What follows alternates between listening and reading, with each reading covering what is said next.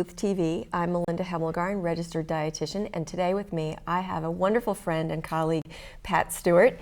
Pat, you are a registered nurse and a certified lactation consultant, and I'm thrilled to have you here because the first week of August is designated World Breastfeeding Week. Of course, as I told you on the phone before we met, I said, every week is breastfeeding week, right? Absolutely, absolutely. Yeah. So tell me how you got started, how you became interested in breastfeeding.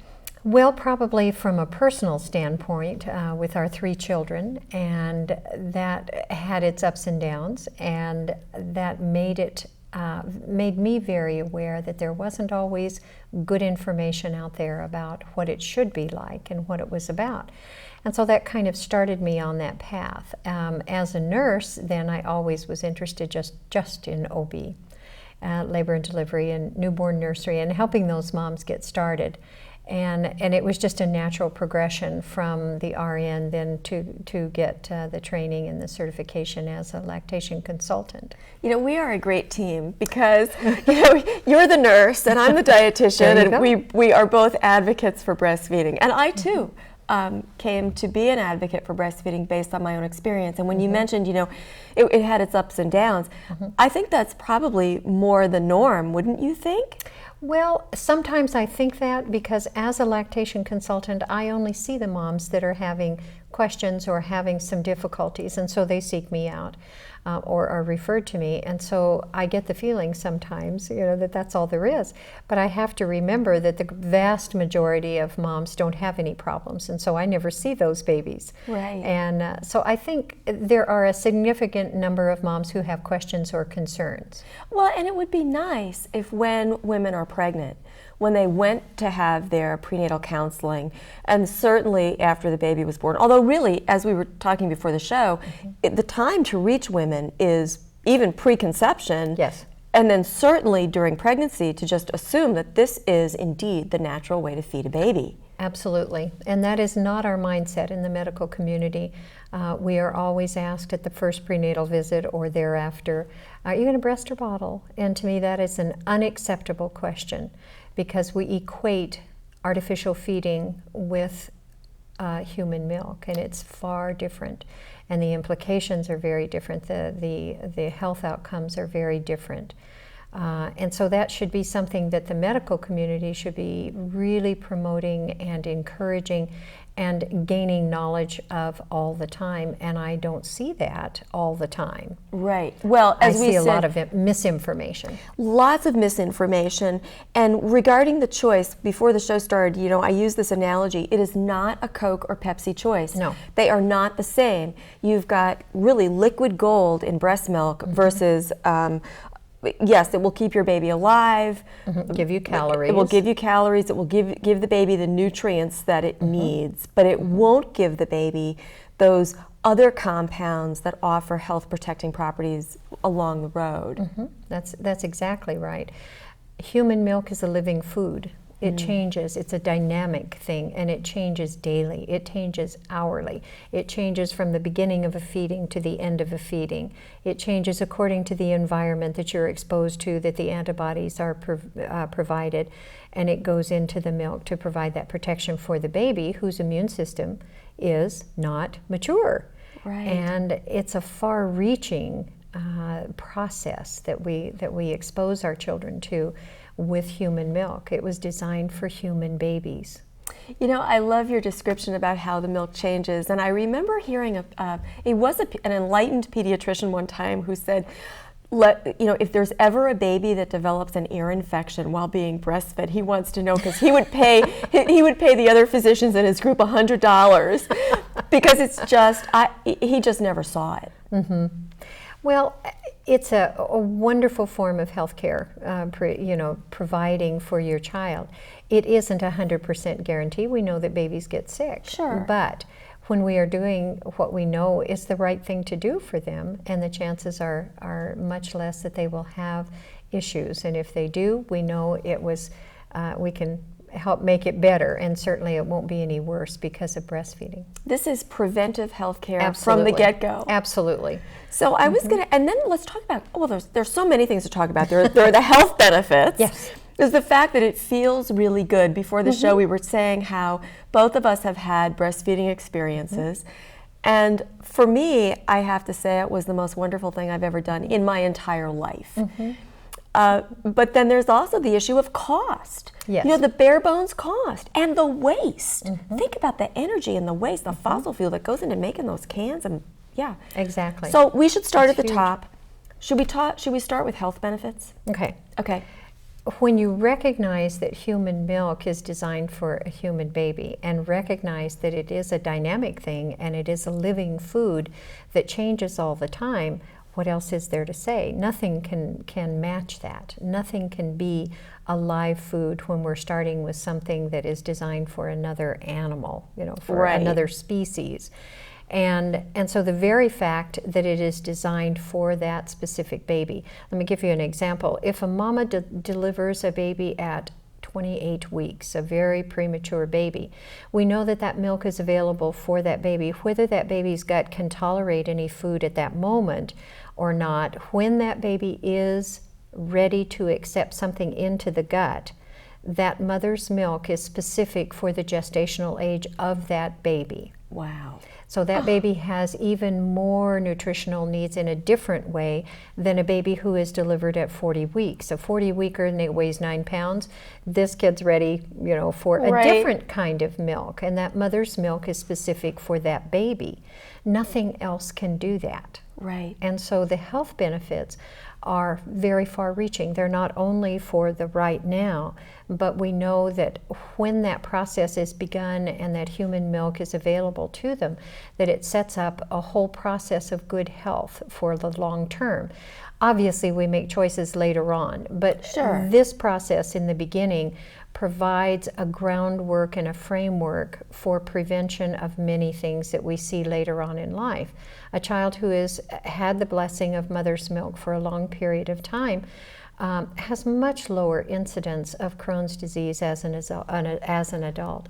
There's a much lower incidence of adult onset diabetes. We know that people that did not have breast milk have a much higher incidence of high blood pressure, and that the list goes on and on. And we're finding out more and more all the time about those. So it's not only the right now benefits of helping the child's immune system, it also provides that protection through life. Right. So when I'm talking with moms, they're very, very excited to know that they're helping their baby right now.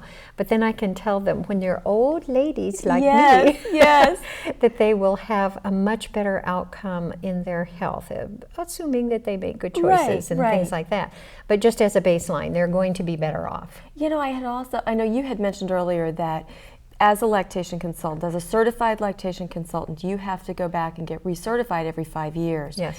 And I have to go back, I have to get 75 hours of continuing education to stay up. But I haven't really been in the breastfeeding world and following that literature. So I'm counting on you to give me all these updates.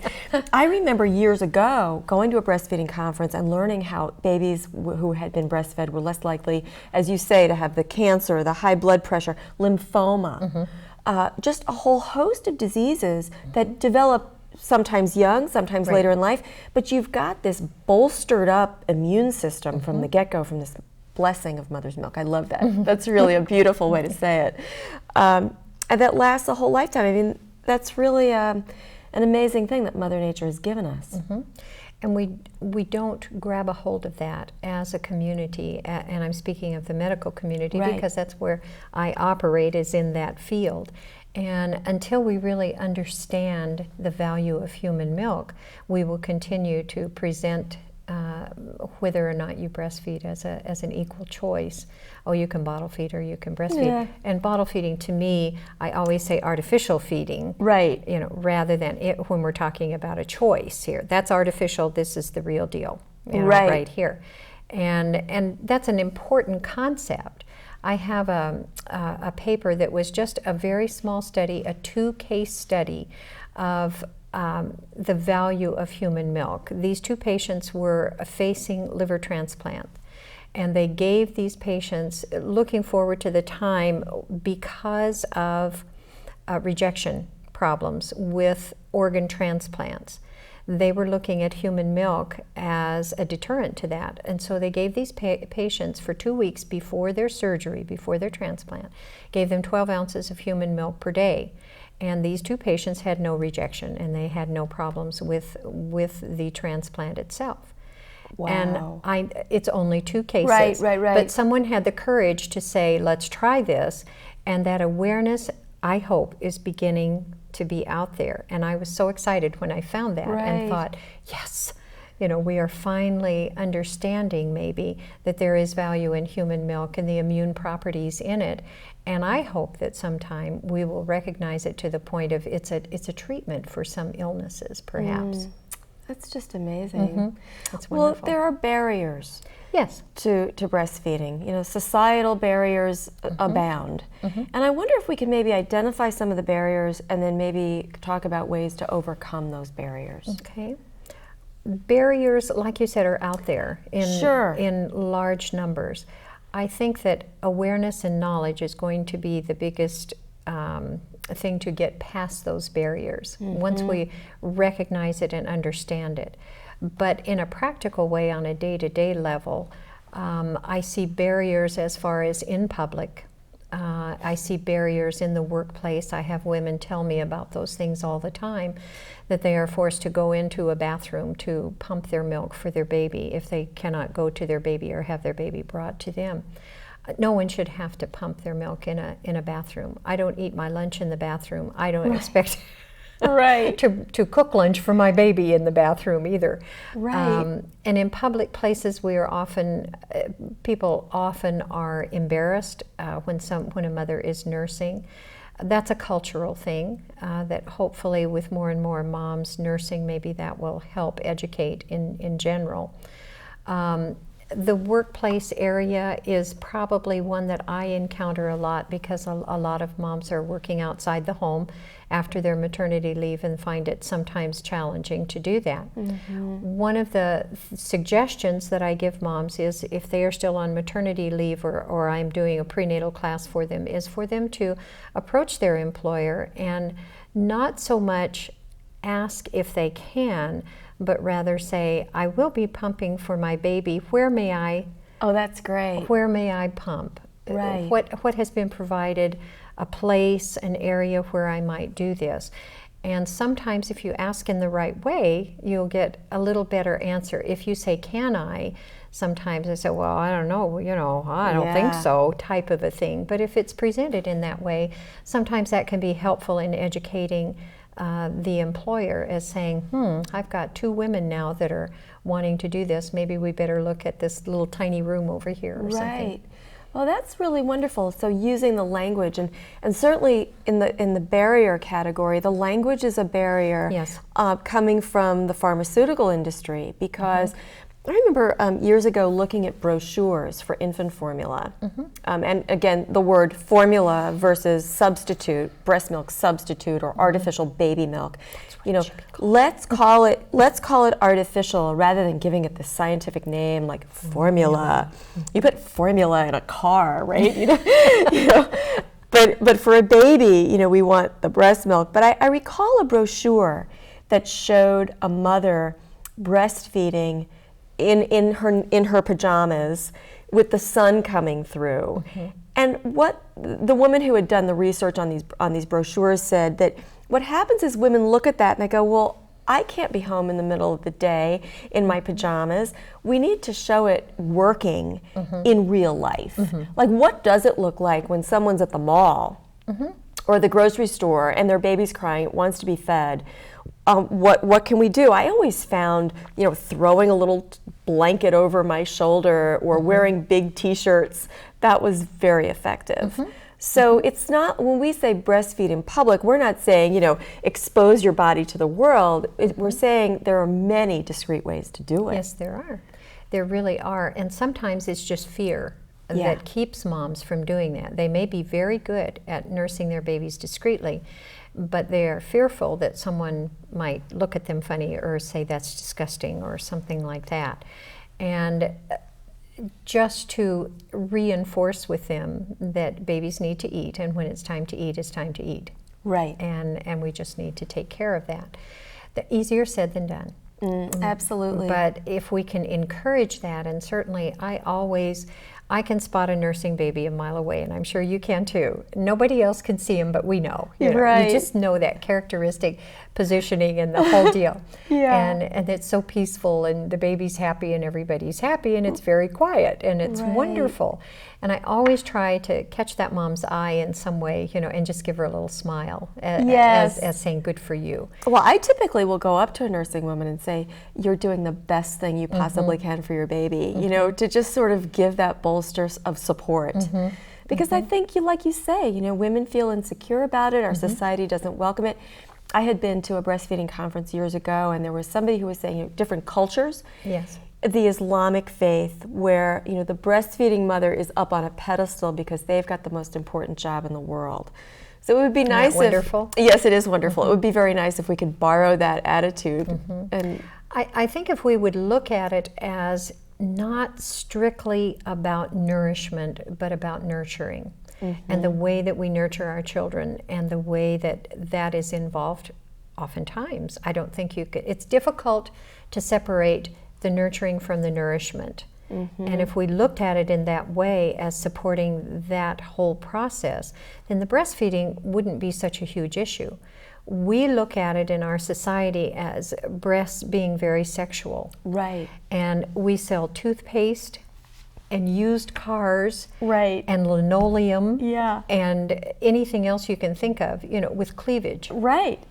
And we also see young women, and some not so young women, that are dressed very improperly, in my way of thinking, where everything is exposed. I mean, there's hardly anything left to the imagination, and no one is clucking and saying, go home and get some clothes on, or, that's really embarrassing, But yet we see a mother who is, by comparison, extremely modest and nurturing and nourishing her babies, and we're, that's just terrible. Right.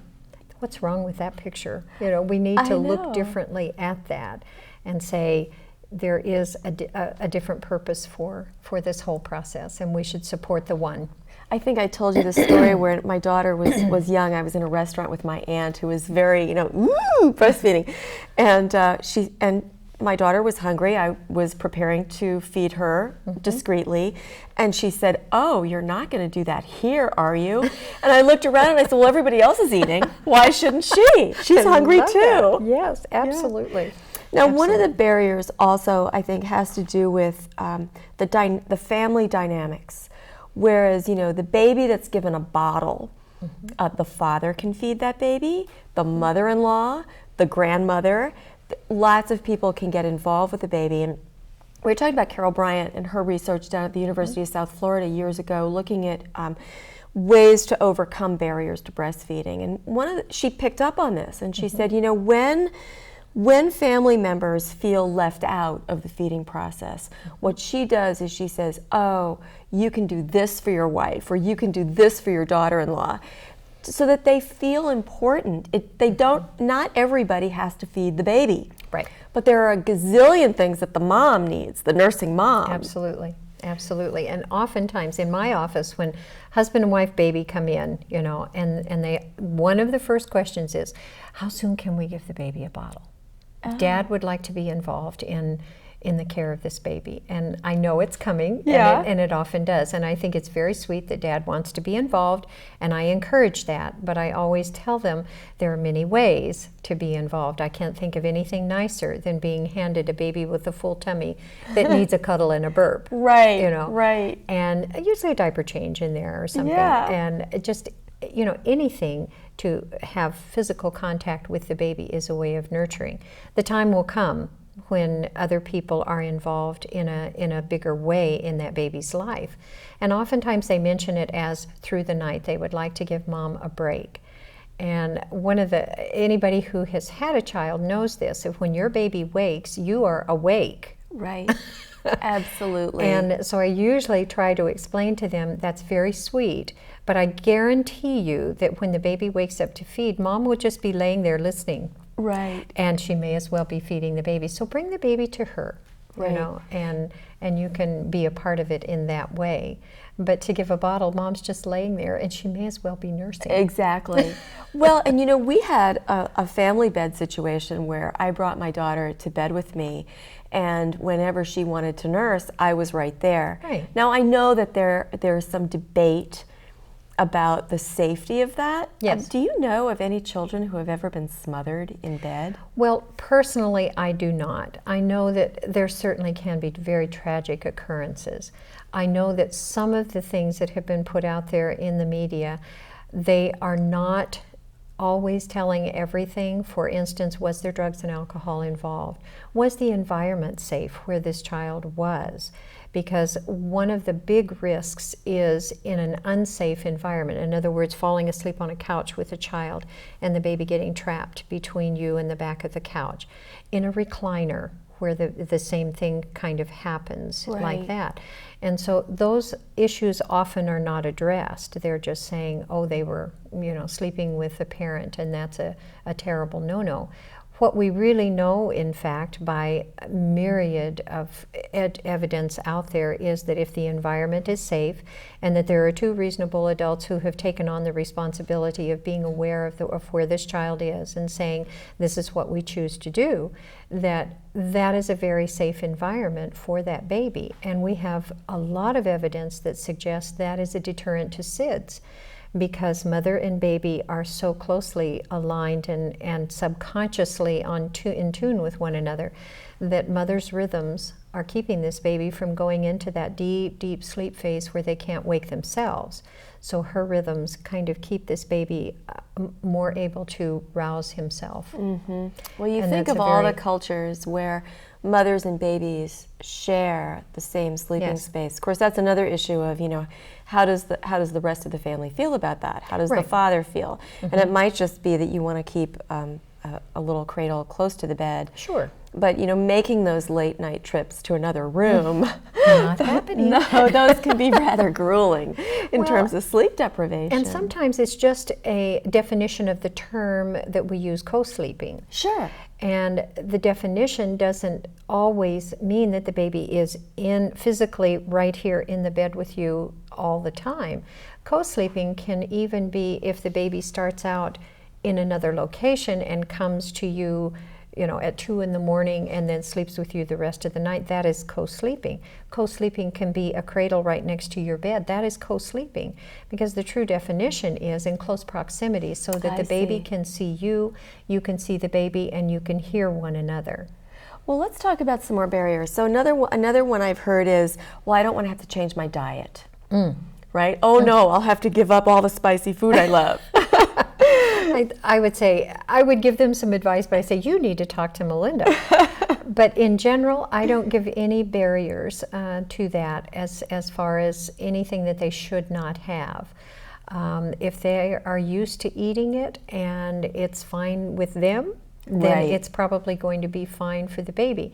It takes approximately 7 hours for a food source to get into the mother's milk supply. Oh, interesting. And so if a mama has a bowl of Brussels sprouts for lunch and she's never had them before, and the baby is screaming after nursing at 1 o'clock, let's say, and the baby's just screaming an hour later than that, it wasn't the Brussels sprouts. Right. Not unless she has a metabolism that is absolutely astounding. So, but it does take a little while for that to get in there. Are there things that can cause a tummy upset? Sure. But what would they be? I don't know, because it's different with each baby. Sure.